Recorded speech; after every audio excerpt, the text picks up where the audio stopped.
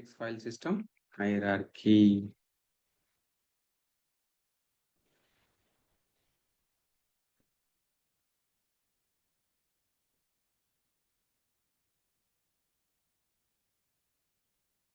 Linux file system hierarchy.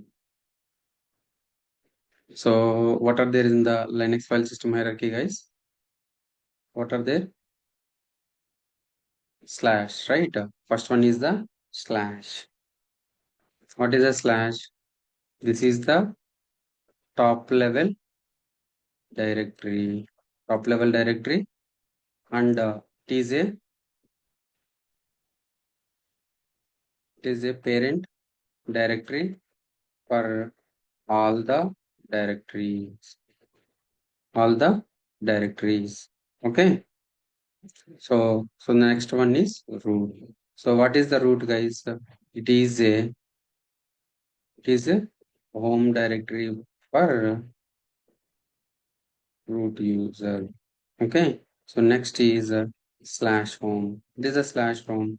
It is a home directory for normal users. It is the home directory for the normal users. It providing a working environment for the other users. Okay. Slash boot. A slash boot contains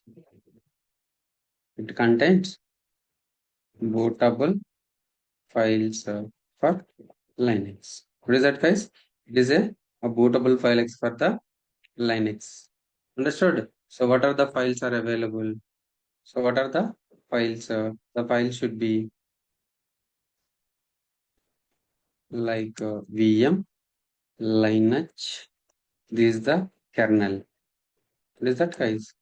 Kernel file. What is the kernel file? VM lineage and init RAM FS.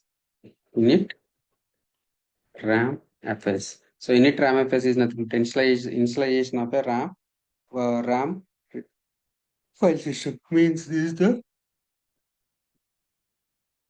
hardware device drivers. So the device drivers will be installed under the init RAM FS. So VM lineage is nothing but a kernel, and so we have a grub file. It's a grub grand unified bootloader. Everything will be there. Means. Okay. So the next one is etc. etc is nothing but it contains it contains all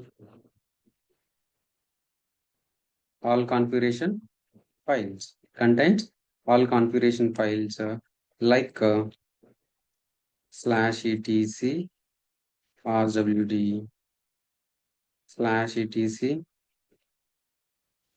resolve.conf /etc all these. So these are the system related software. The configuration files will be installed. /usr the system related softwares by default. So by default, softwares are installed in /usr directory. /usr directory. Guys, understood? OPT. So OPT is nothing but it is a optional. It is a optional. It is an optional directory. It is Hello. an optional directory for /usr. The third party software is nothing but third party softwares. Third party softwares are something like Tomcat is a third party softwares. Okay. Bin. What is that, guys? Bin. It contains.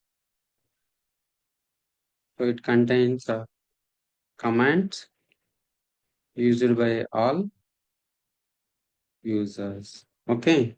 So slash has been. So it contains a. What is that, guys? It contains commands used by only super user.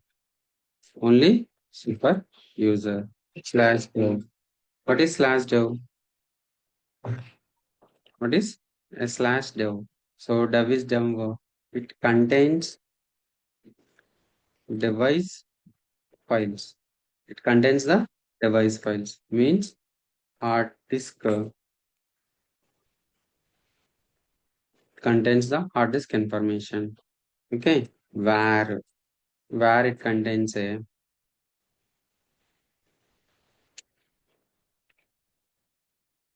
it contains variable data like mails, so logs, so everything will be available under the slash where. Slash media is nothing but DVD, ROM, CD, ROM, DVD, ROM, CD. It contains the removable media. Removable slash MNT is nothing but a USB pen drives. We can attach the USB pen drives. Right. Guys, understood? So the file system hierarchy. Guys, understood the file system hierarchy? Yes, sir. Hello. Yes. Sir, You understood, suppose, right? yes, sir. Sir, one question. Hmm. Suppose we install a service like Docker or Kubernetes, anything. So that Mm-hmm. file we will get in slash etc folder, we will get that file, right? So Kubernetes or Docker. Suppose Docker or Kubernetes, any program like suppose we install in a virtual machine or in the Linux. So that file Mm-hmm. we will get in slash etc folder, right? So after virtualization only we install the CentOS, Right, right? right, right, So right. for example, HTML, you install the HTML or you install the Ansible, for example. Okay. Okay. So you're asking about the ETC, right? For example, you install the Ansible. Ansible, you know, right? Yes. Ansible. Ansible. In the Ansible configuration file will be located under the slash etc Ansible host. The host information will be Ansible. The configuration will be slash etc Ansible dot cfg. The configuration files will be available under the slash etc direct if you install the. So for example, okay, understood. So Docker is a container. Docker is a image. Docker is not a file, right?